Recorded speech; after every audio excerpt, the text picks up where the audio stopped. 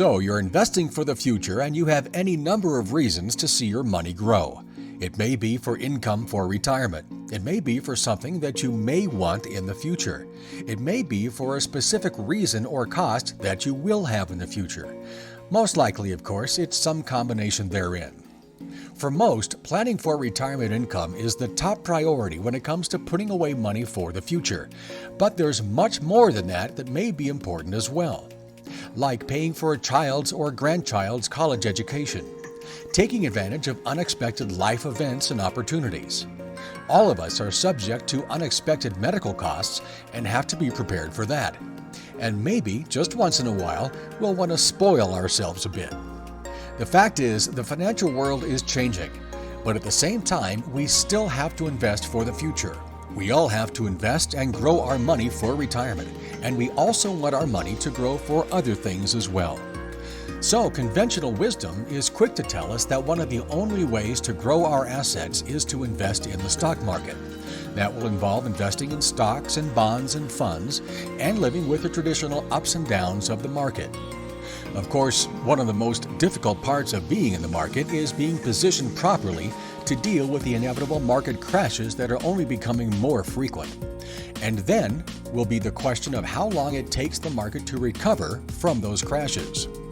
We also have to consider how our investments and their returns will be affected by income taxes, both now and in the future. More on that in a moment. In general, we have to weigh the potential returns we may get with the stock market with our own personal comfort level and our ability to sleep at night. Then there are others who think they're smarter than the market and try to beat it. There's one problem: it doesn't usually work. In fact, research firm Dalbar tracks the returns of active investors, and they say that over the last 20 years, the average return of the average active investor has been, well, what do you think? 15%? 10%? 25%? No. The average return for the average active investor over the last 20 years has been only 4.23%. For all that work, for all those sleepless nights, for all the ups and downs, that's all they managed to accomplish. Part of an investing strategy will usually include qualified retirement plans, such as IRAs, 401ks, and 403bs.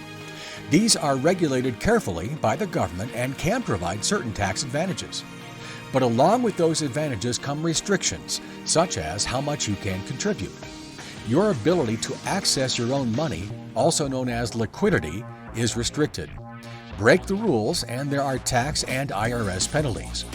And finally, we don't know what the future holds, such as what will happen with income taxes.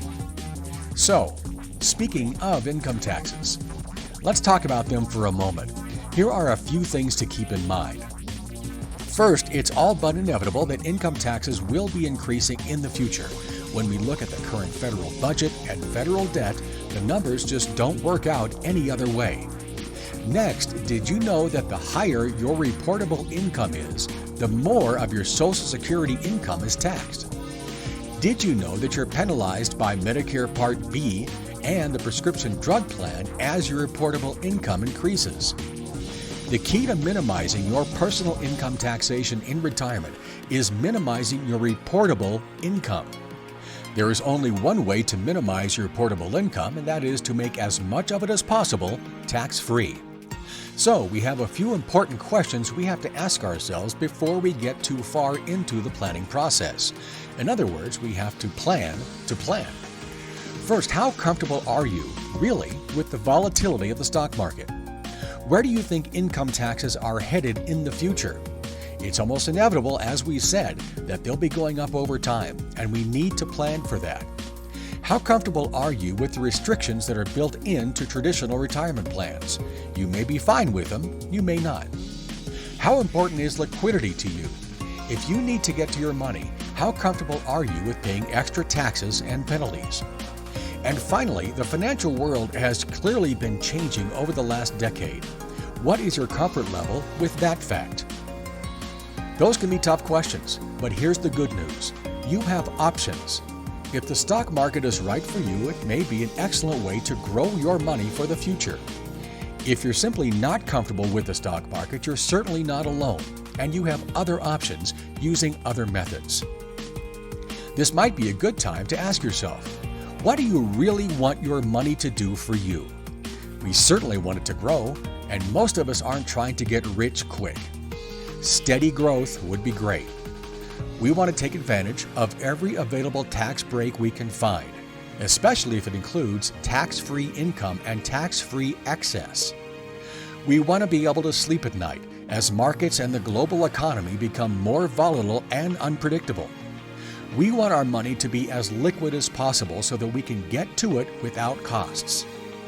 We want to minimize the restrictions on this money so that it can grow. And by all means, we know we have to protect our assets against the unexpected. Can these goals be reached outside of the stock market? It could be, depending on your personal situation. Let's talk about where you are and where you want to go.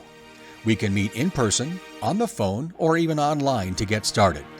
We're Alpha Financial based in Colorado Springs. We specialize in comprehensive financial planning, proactive tax planning, and tax preparation. Our contact information is right there. Contact us right on this page to set up a chat. Thanks for watching.